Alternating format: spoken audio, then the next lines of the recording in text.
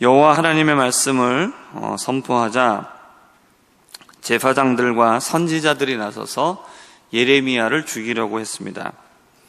어제 본문을 보면 이들과 함께 모든 백성들도 예레미야를 죽이려 했다라고 이렇게 나오고 있습니다. 근데 오늘 본문 16절을 보면 고관들과 더불어서 모든 백성이 예레미야를 죽일 수 없다, 또 이렇게 말을 하고 있습니다. 바로 앞에서는 제사장과 선지자들을 따라서 예레미야를 죽이려 했던 백성들이 고관들이 또 오니까 예레미야를 죽일 수 없다, 이렇게 말하는 모습을 보고 있으면 선뜻 이해가 되지 않습니다. 백성들이 이랬다 저랬다 쉽게 변하고 있기 때문에 그렇죠. 이것은 백성들이 지도자가 아니라는 겁니다. 지도자가 아니다라는 이 말은 무엇을 말하느냐?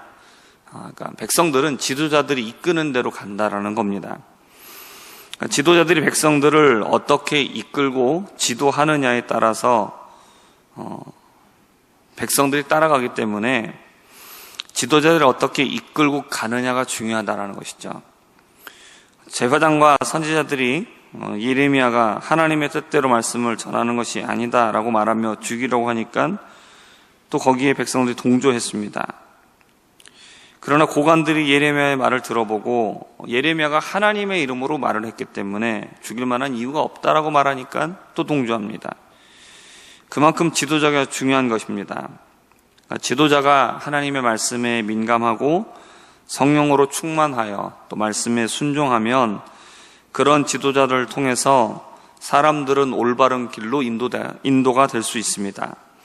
하지만 지도자가 영적으로 타락하여 말씀에 순종하지 않으면 사람들도 악한 길로 인도되게 되는 것이죠. 그렇기 때문에 우리들은 좋은 지도자를 위해서 기도해야 합니다. 나라에, 또 교회에, 가정에, 또 우리 인생에 좋은 영향을 미칠 수 있는 좋은 사람들을 만날 수 있도록 기도하시기를 바랍니다. 우리의 자녀들이 어디에 가든지 좋은 지도자들을 만나고 또 좋은 영향력을 미칠 수 있는 그런 사람들을 만날 수 있기를 위하여서 기도하실 수 있기를 바랍니다. 하지만 지도자가 아무리 중요하다고 해도 백성들 자신의 결정에 아무런 책임이 없다, 이거를 말해주는 것은 또 하나님입니다. 제 아무리 지도자가 잘못된 방향으로 인도하려고 해도 백성들이 깨어 있으면 그 방향을 거부할 수가 있기 때문입니다. 친한 친구가 계속 악한 일을 함께 하자고 계속 이렇게 얘기하면 이렇게 얘기하는 것과 생판 모르는 사람이 그 악한 일을 같이 하자고 얘기하는 것과 누구에게 영향을 더 받기 쉽습니까? 당연히 친한 친구가 얘기하는 것에 영향을 받기 쉽죠. 그런다고 해서 친한 친구가 계속해서 졸라대니까 그것을 수용했다. 그러면 그렇게 악한 계획을 같이 실행을 했을 때 결국 그 유혹에 넘어가는 것은 그건 누구의 결정입니까? 아무리 옆에서 부추기고 꼬시고 막 얘기를 했어도 결국 선택은 자기의 몫이죠. 자기가 하는 겁니다. 그렇기 때문에 자신에게 책임이 없다라고 말할 수가 절대로 없는 것이죠. 그러므로 우리들은 잘못된 길로 인도하려는 지도자를 분별해낼 수 있도록 또 악한 길로 유혹하려는 사람들의 간사한 계략도 파악할 수 있는 그런 지혜를 주시기를, 또 그런 것들을 끊어낼 수 있는 결단력을 갖출 수 있기를 위해서도 기도하실 수 있기를 바랍니다.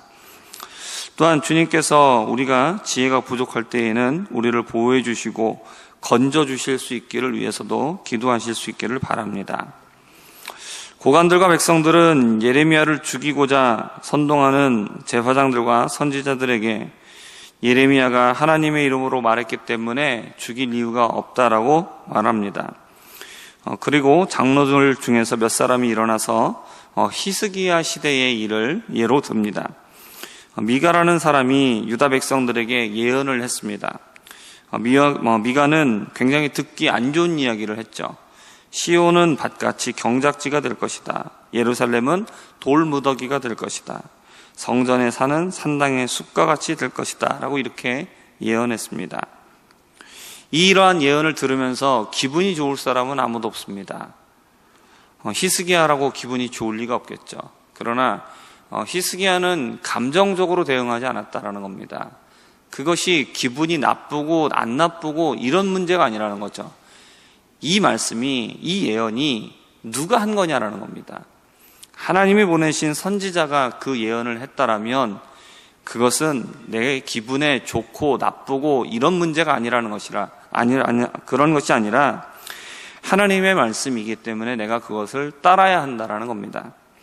그래서 히스기야와 유다 백성은 미가를 죽인 게 아니라 여호와 하나님을 두려워하여서 간절하게 기도했습니다.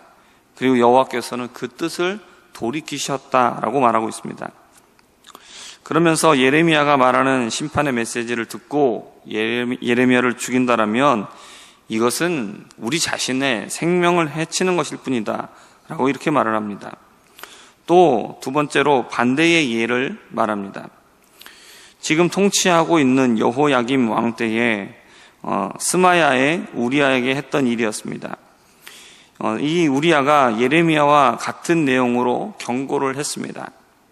그러자 왕이 그를 잡아 죽이려고 했고 이를 두려워한 우리야가 애굽까지 도망을 가죠. 그런데 왕이 어떻게 합니까? 사람을 보내서 끝까지 쫓아가 잡아다가 그를 칼로 죽였습니다.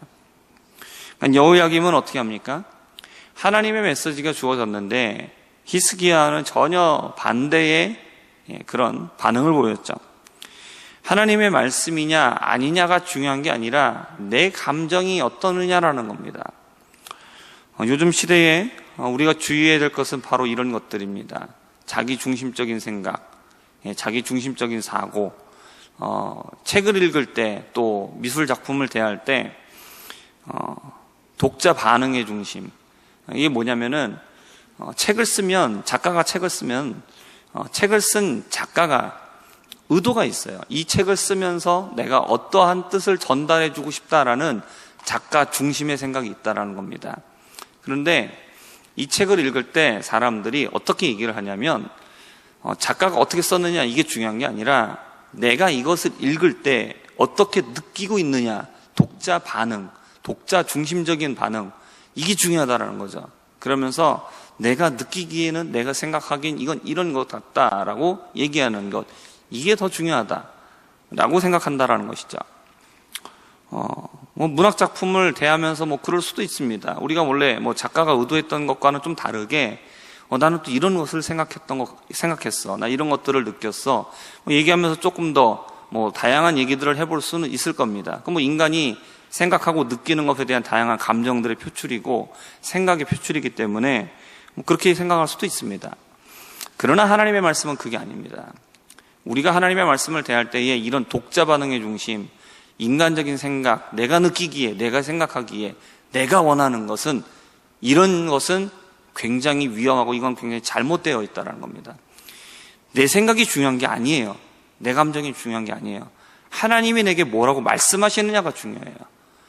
지금 이 말씀 속에서 하나님이 내게 원하시는 것이 무엇이냐라는 거예요.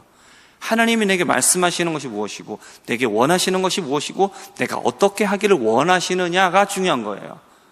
그런데 자꾸 이런 인간적인 중심적인 생각을 갖고 들어와서 하나님의 말씀이 불편하다라는 거죠. 하나님의 말씀에 내가 원하는 것과 다르다라는 거예요.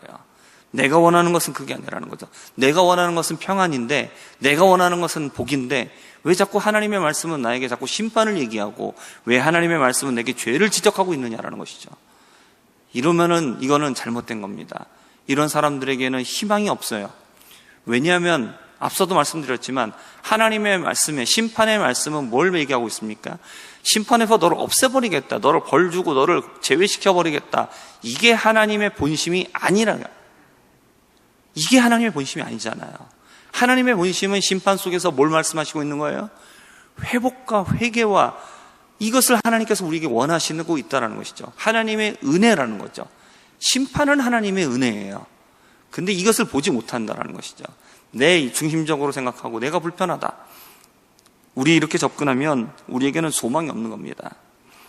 그렇기 때문에 인간 중심적인 생각, 인간 중심적인 반응, 내 감정, 이런 것들을 우리는 주의해야 됩니다. 찬양도 마찬가지예요. 찬양의 가사가 중요한 겁니다. 곡조도 중요하지만 찬양의 가사도 중요하죠. 곡조보다 가사가 더 중요합니다.